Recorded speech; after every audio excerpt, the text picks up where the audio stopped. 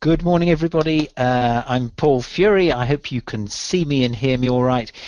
So lovely to have you on board. There are still lots of people turning up, so I'm loath to kick off quite yet. Um, so what have I got for you this morning? Well, lots of different things to do with emotions at work. It's a massive topic, and I had to be really selective about how I went about this and what I chose. But I'm going to be covering things like email. I'm going to be covering a little bit about feedback, but mainly the when, why, and how of emotion at work and where it belongs. So by the end of this morning, if I've done nothing else, what I'd like to think I've done is to blow some myths about whether or what part emotion plays at work and what part it can play. And perhaps biggest of all is that emotion doesn't cloud logic in the way that we think that it does. So anyway, I'm not going to jump the gun. I'm probably going to get down to it now. Helping on this webinar, we've got Nicola and Matt. Matt's the runner who's running around with messages, and then also Nicola who's running the technology. So here we are. So let's get started. I want to kick off with a poll. And I want to find out how you feel right now about handling feelings at work. So what I'd like to do is select your answer which is closest to how you really feel. I have no idea how to handle feelings at work. I'm patchy. I can handle some situations. Or I'm pretty much okay. I could fine tune. Or I think I often succeed. Or I'm confident that I get it right most of the time. So vote now. Which of those most closely represents your view of yourself right now? The poll is closed, and here we go. And here are I have no idea how to handle feelings at work. Well, that's good.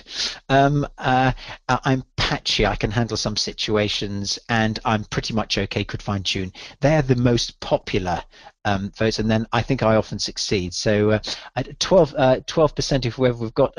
I can't do that kind of maths. Leela, you'd have to help me with that one. But okay, so that's the general spread. I'm going to ask you a version of that question towards the end. That's great. Thanks, Nicola. So one of the things that I think I want to say right up front is that it is very difficult to hide how we're feeling. And one of the myths that I want to blow up front is that if I am feeling like that, it's very difficult for me to come across as like that. And the best I can manage is no expression at all. So what happens is that when I am trying to do something that I don't really believe, in other words, this thing here, I'm going to send out some very strange signals in reality here. So there is a price to pay for trying to be brave. So that's the first point I want to make. The second point is that far from striking the right balance as we do when we're having real feelings, rather like amateur actors. I don't know if you've ever been to an Amdram play, or actually school plays tend to suffer from this, and you can always tell the children who have gone to stage school or drama club on Saturday mornings because they are painfully overacting. And that's what we do when we try and hide our feelings. If we're trying to hide negative ones, we do this thing way too much. And we send out all sorts of weird signals. So that's the first thing I want to say. But what I want to ask you is, okay, so even if you grasp the idea that it's useful, it can be useful, or it can be acceptable to demonstrate and to talk about feelings at work, I'd like to get an idea from you now as to really, why would you personally go to the bother to hide or disguise your feelings at work? So what I'm asking you here is, why do I try to hide or to disguise my feelings at work? So why are you careful about communicating your feelings at work? Here's option one. I'm sometimes ashamed about having feelings at all. Second option, I think it's improper or unprofessional. Third option, I get embarrassed about communicating feelings at work. fourth option, I worry about the impact or annoying or hurting other people. And last option, I'm worried about losing the respect of others. So we've got the votings come in. I'm sometimes ashamed of having more. I'm glad to see that nobody's ashamed of their feelings. Improper, unprofessional, that's pretty popular, as is I worry about the impact hurting or annoying other people. I get embarrassed about communicating feelings. I'm worried about losing the respect of others. So this business about the impact, again, I come back to the point that the questions I'm asking you and things I'm asking you to think about always assumes that we have a choice about what to show at work. And in fact, the reality is that we can't really choose that much. Doing nothing about feelings is not an option, bottom line. So we have to take the bull by the horns, to use that metaphor, and to say, okay, I'm going to take positive action to either pay attention to or to communicate my feelings in a way of my choosing rather than a way of my feelings choosing. So when do I do this? Well, it's surprising how quickly we can become irrational, and I am daily faced with situations where something happens, and this is my job and I kick myself for doing it, but very often I lose the ability to think straight, and I get ambushed very frequently and have to watch myself carefully. And this is what's happening now. Some of you have seen this illustration before, but this is a very crude circuit diagram, and I'm drawing this because I want to explain to you how this whole business of emotions interferes with our ability to function as professionals.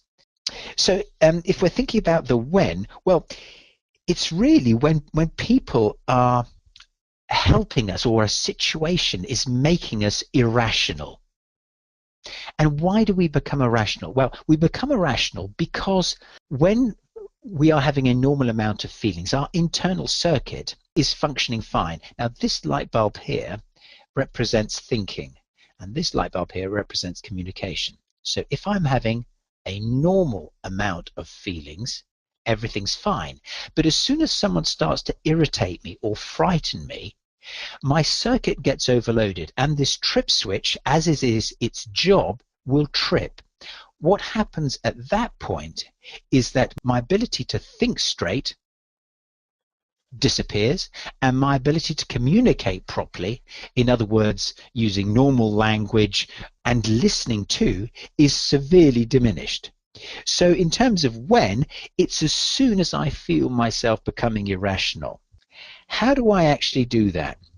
Well, when my colleagues are driving me mad and I want to stay rational myself, the first thing I can do is to give them some feedback. I can tell them how they're making me feel, and I can point out the behavior that's doing it.